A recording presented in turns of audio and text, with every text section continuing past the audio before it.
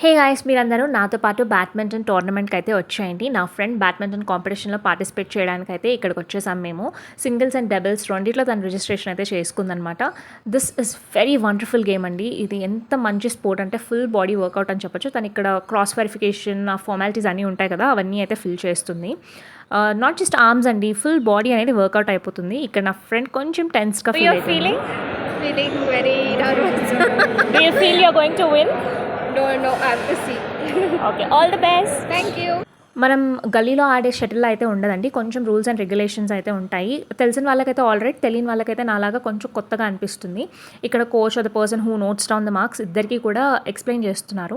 ఇద్దరు చాలా బాగా ఆడారండి. నా సైడ్ నుంచి అయితే నేను ఇద్దరికీ ఈక్వల్ రేంజ్ ఆఫ్ మార్క్స్ అయితే ఇస్తాను. బట్ అపోనెంట్ ఏంటి అంటే కొంచెం స్ట్రాటజీ ప్లే చేసింది. నా ఫ్రెండ్ ఎక్కడైతే లేదో ఆ పాయింట్‌లో సర్వీస్ చేయడం వల్ల నా ఫ్రెండ్ అటు ఇటు రన్ చేయాల్సి వచ్చింది. అండ్ ఫైనలీ అపోనెంట్ అయితే విన్ అయింది సింగిల్స్‌లో. బట్ డబుల్స్‌లో అయితే నా ఫ్రెండ్ విన్ అయింది. అండ్ క్వార్టర్ ఫినాలేకి she got qualified. And next following day నేను అది షూట్ చేయలేకపోయాను because of some reasons. And ఇక్కడ ఏంటి అంటే మేమంతా అలసిపోయిన తర్వాత we had some good lunch అనమాట.